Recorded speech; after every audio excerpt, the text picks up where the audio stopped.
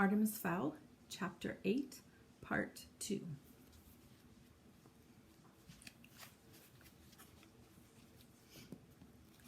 Cudgeon paused.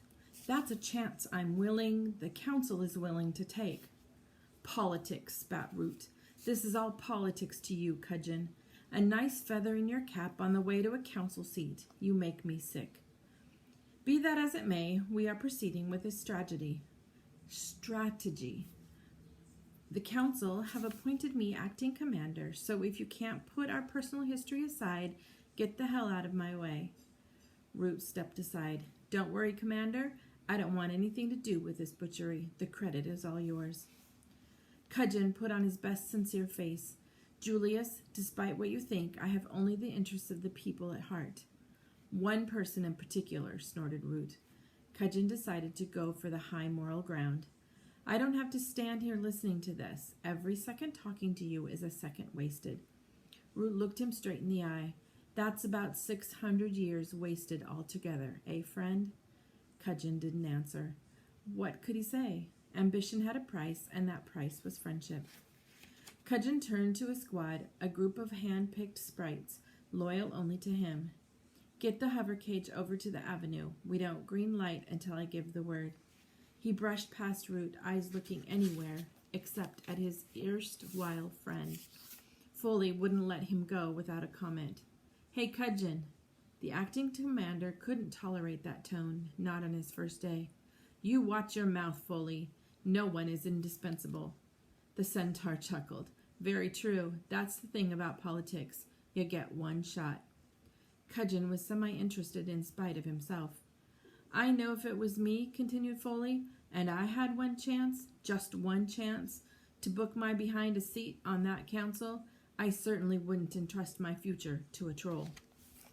And suddenly Cudgeon's newfound confidence evaporated, replaced by a shiny pallor. He wiped his brow, hurrying after the departing hover cage. See you tomorrow, Foley called after him. You'll be taking out my trash. Root laughed. Possibly the first time one of Foley's comments had amused him.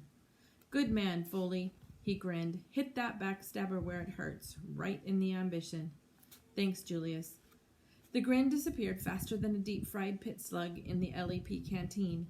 I've warned you about the Julius thing, Foley. Now get that outside line open again. I want that gold ready when Cudgeon's plan goes awry. Lobby all my supporters on the council. I'm pretty sure Lope's one of mine. And Kartza, possibly Vinyaya. She's always had a thing for me, devilishly attractive as I am. You're joking, of course. I never joke, said Root, and he said it with a straight face. Holly had a plan, of sorts. Sneak around shielded, reclaim some fairy weaponry, then cause havoc until Fowl was forced to release her. As if several million Irish pounds worth of property damage happened to ensue, well, that was just a bonus. Holly hadn't felt so good in years. Her eyes blazed with power, and there were sparks sizzling below every centimeter of her skin. She had forgotten just how good running hot felt. Captain Short felt in control now, on the hunt. This was what she was trained to do.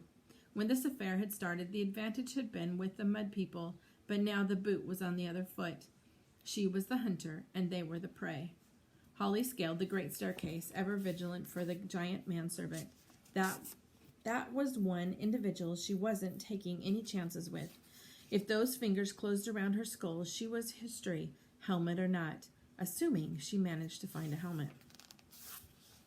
The vast house was like a mausoleum, without a single sign of life inside its vaulted rooms.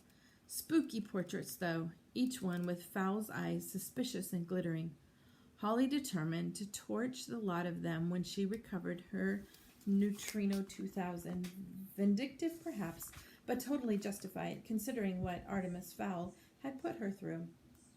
She scaled the steps swiftly, following the curve around to the upper landing. A slot of pale light peeped from under the last door on the corridor. Holly placed her palm against the wood, feeling for vibration. Activity all right, shouting and footsteps thundering this way. Holly jumped back, flattening herself against the velveteen wallpaper. Not a moment too soon. A hulking shape burst through the doorway and hurtled down the corridor, leaving a maelstrom of air currents in its wake.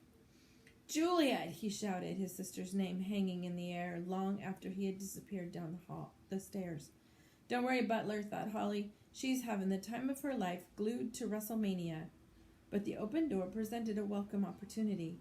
She slipped through before the mechanical arm could close it again. Artemis Fowl was waiting, anti-shield filters cobbled on his sunglasses.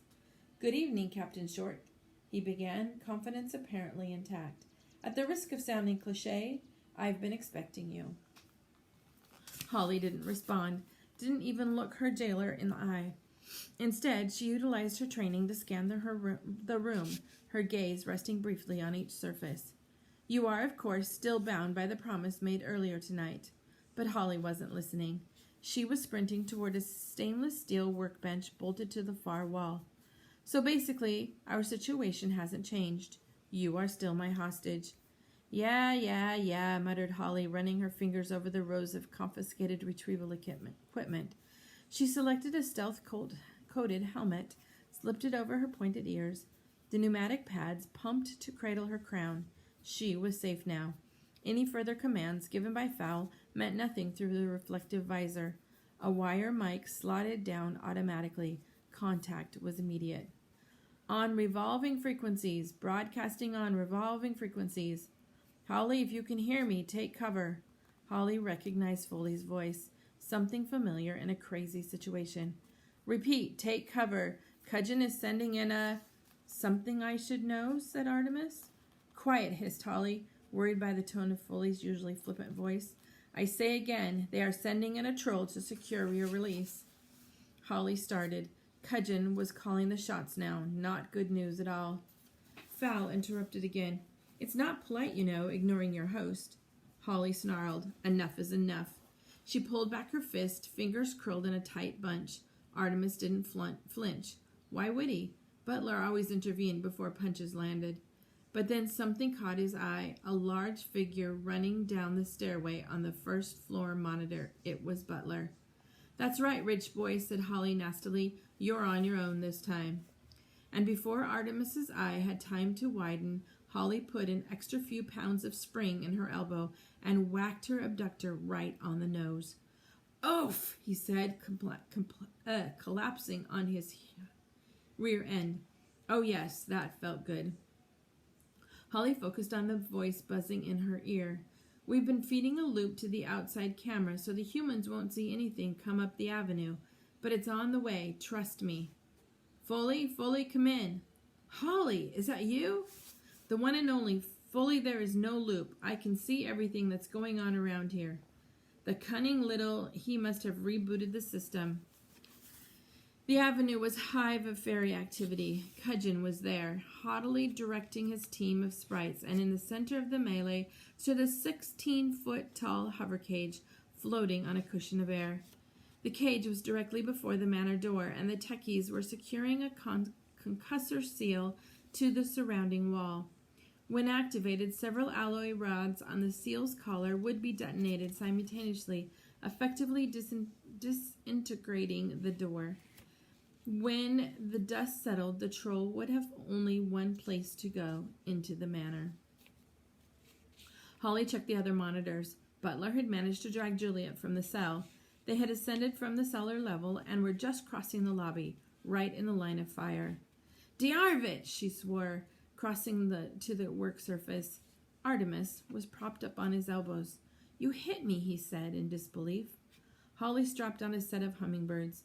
"That's right, Fowl, and there's plenty more where that came from. So stay right where you are if you know what's good for you." For once in his life, Artemis realized that he didn't have a snappy answer. He opened his mouth, waiting for his brain to supply the customary pithy comeback, but didn't arrive. Holly slipped the Neutrino 2000 into its holster. "That's right, mud boy, playtime's over. Time for the professionals to take over. If you're a good boy, I'll buy you a lollipop and when I come back." And when Holly was long gone, soaring beneath the hallway's ancient oak beams, Artemis said, "I don't like lollipops." It was a woefully inadequate response, and Artemis was instantly appalled with himself. Pathetic, really. I don't like lollipops." No self-respecting criminal mastermind would be caught dead even using the word lollipops. He really would have to put together a database of witty responses for occasions such as this. It was quite possible that Artemis would have sat like that for some time, totally detached from the situation at hand, had not the front door imploded, shaking the manor to its foundations. A thing like that is enough to knock the daydreams from anyone's head.